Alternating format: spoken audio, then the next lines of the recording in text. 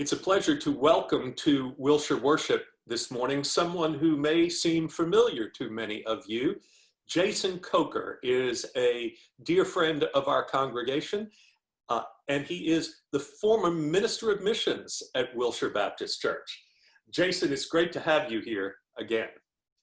George, it really is a pleasure to be with you and to be at Wilshire. I still love that church in some profound ways, and still feel the love from that church all these years later.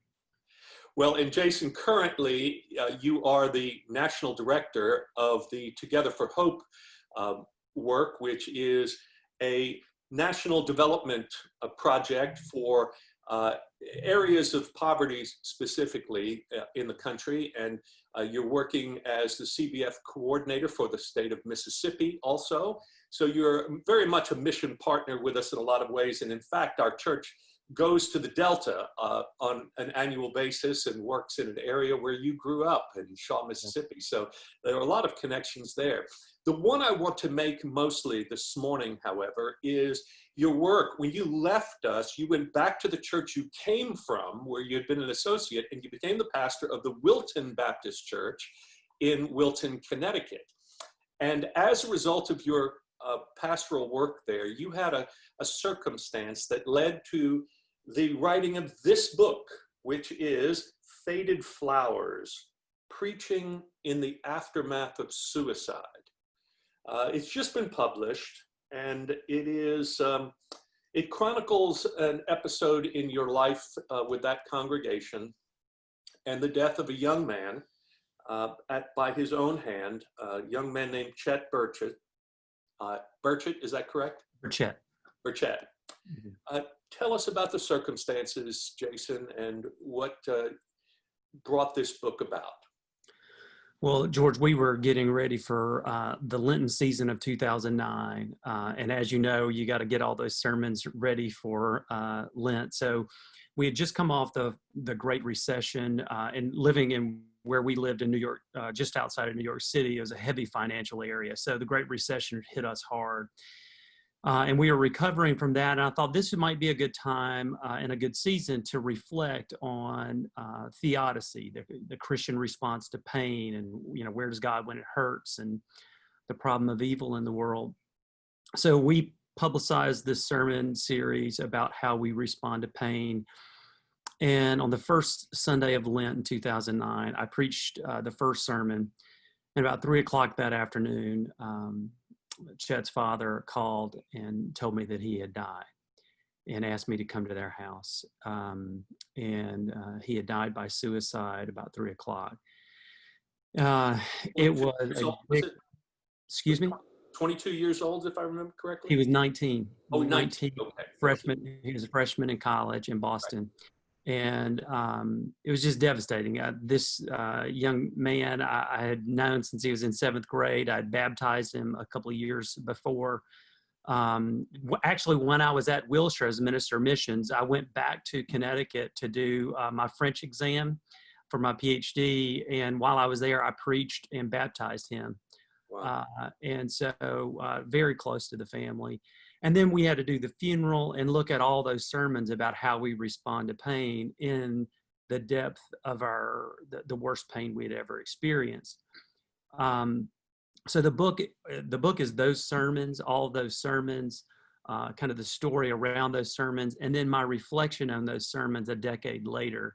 That kind of gives an arc of moving through trauma and creating a new reality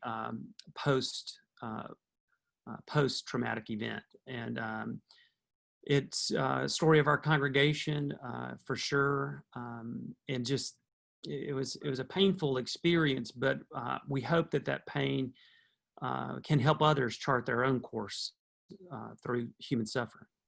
I remember when you contacted me right after that suicide, and it is a communion of compassion sometimes in our ministry, because we share notes. We try to help one another, and we were part of that conversation in the wake of the suicide, and that shows up in the book as well. So Wilshire should be grateful for that connection. When that happened, I looked around looking for something, right? This was somebody who I loved, who I cared for, and I was grieving myself, but I was the pastor and had to lead. I was looking for somebody to follow, and I turned around and realized everybody was looking to me. And you reached out. I let people know what happened, and you said, "Hey, here's some stuff in a sermon that might work."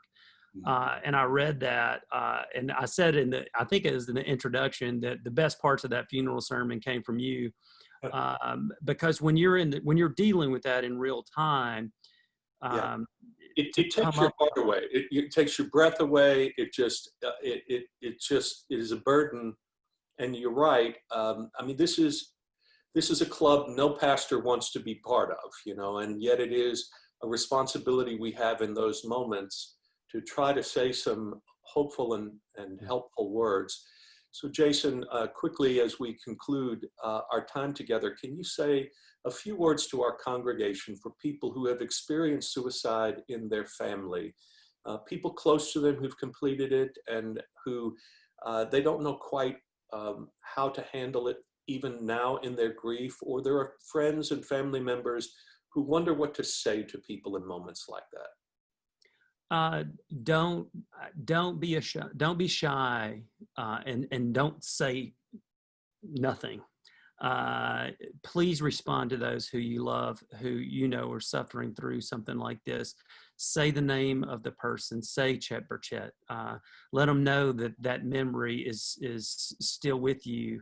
I tried to be strong for this family because they were a caring family. So I tried not to cry and put up all my fortresses, but I just broke down about a week and a half after the fact with the father.